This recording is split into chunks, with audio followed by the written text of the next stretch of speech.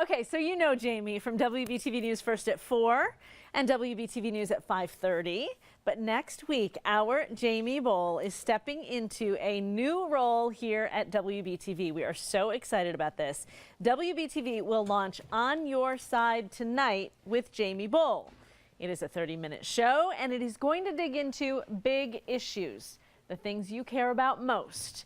And they're going to do it in a really, really cool way. So we want you to tune in, and we want you to learn more. So who better than to tell us about it is our very own Luke Kuechly. At least from the back. At least from the back. Yeah, my days of chasing quarterbacks long over. All right? Holy cow. Man. It must have been the blue or something that, Maybe. you know, sort of Panthers colors, sort of, I don't know. Okay. Take it.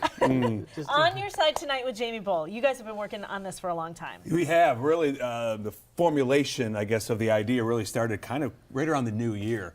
And we've been meeting weekly and trying to come up with a game plan of what we think will work in that time slot. And over the past few weeks, it's really intensified as we've been able to put some segments together that we want to air. And rehearsals are in full blown progress right now, working out some bugs along the way. But you guys know how that's like when you guys launch this show. You have to work out these things.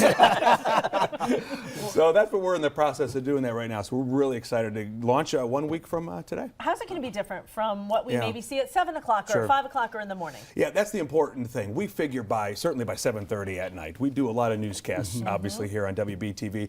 We're all connected with our phones and our laptops. And so we've had the headlines. You kind of have a general feel for what's happened during the day, whether it be locally, nationally, internationally. What we want to do then is sort of pause at 7:30 a little bit. And instead of a typical newscast where you might get 15 stories of, minute and a half to 30-second, 20-second lengths, we're going to take 3 or 4 of those topics and stop for a second and really break it down. Go in depth with some of those things. And there are other issues that come up throughout the day, too, that just sort of get lost in the shuffle of the news grind that happens every day. Breaking news comes up, and maybe something that's important got set aside, for that. We're going to pull that back in. And spend some time with it. Bring on some experts, maybe bring on the journalist who covered that story, and really spend some time and really get some context to some of the big issues facing our community. Yeah, so that leads us to ask the question, why were you on the bike? Well, it was one of the segments we're working on is called Good Question. Okay. And that could be really anything. And one of the items we had that came up with this idea was, what are these bikes laying around all these sidewalks and streets and everywhere, all around town? We thought, well, that's a good question. Well, let's go try to answer it. And one of the things we did was to go visit with the manager there of Mobike. He went to ride for a little ride along, so we did a little Q&A with him, and we asked him some of those questions. We know about some of the complaints. You've heard them, of the sort of the litter look around town, so we talk about that as well. We talked to a transportation manager in Durham is doing this same sort of program. What are they seeing? Is it any different than what we've experienced here in Charlotte? So that's just one of the items that we'll be working on here for the first week. And then I saw some video of you with dogs, which of course piqued my interest. What's going on here? Yeah, this was kind of fun, actually. We're examining a few issues. Most dogs actually aren't adopted through the shelters like this, but many are. But we also wanted to take it another direction because there's so many loving animals, as you know, that need to find a forever home. But folks a lot of times are looking for specific breeds of dogs. So one of the things we did is we did the doggy DNA test. Yes.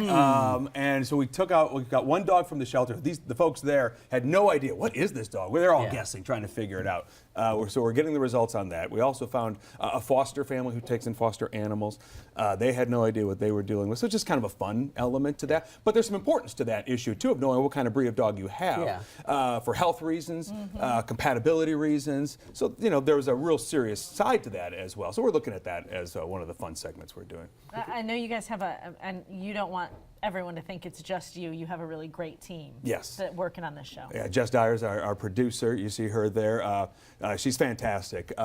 She's got a real visual eye for what we're trying to do. I think what you're going to see here in the studio is a little different. We just kind of took a page from your book here. So we got rid of the main news set that you would normally see here. We have a little smaller table. We don't get the big one. I saw it though back there. It's cool. Yeah, it's not bad, right? It's cool. And we're going to use all of the monitors that you see here. So I'm going to be moving around and talking and interactive with it, bringing up statistics and graphics and again, so people have a more in-depth understanding of the issue that we're talking about. And Jess has a great feel for that. She can build the graphic and give me something intelligent to talk about.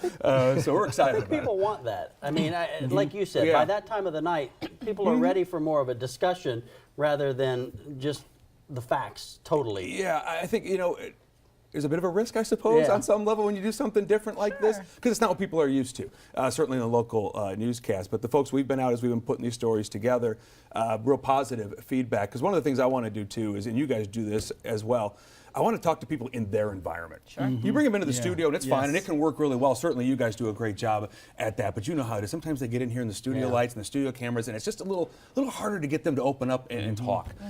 So we want to go meet them in their place. Just yesterday, as a matter of fact, we went out and talked to Bobby Kavanaugh. He's the National Teacher of the Year through the National Education Association. Great in-depth conversation that we had. In Belmont. Yeah, in Belmont, correct, yeah. South Point High.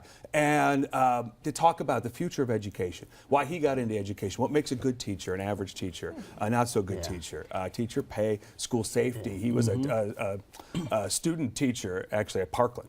At Marjorie Stoneman Douglas High School, so he's got a little perspective on that. So it's that kind of stuff, but get them in their environment to talk about it was kind of fun. I'm excited for people to hear your perspective on things as well. I know when I have a question in the newsroom, when a lot of us have questions in the newsroom, we go to Jamie Bull. So it's great that you guys are going to be able to hear his perspective on those things. Jamie, thanks for hanging out with us. Thanks for letting us, and I'm hoping to get mugs someday. I don't They'll know. be cooler though. They'll be like black and white and on your side tonight, and then we can put your picture right here, and it'll say Jamie Bull. We're not going to do that, I promise A you, week folks. from today at 7:30. 7:30, April 10th. Hope to see you. Stick around. We're having chocolate mousse cake. After Oh, this. really? Yeah, That's you a bonus. Yeah, hang on. I don't think we'll get that on No, on probably your not. show.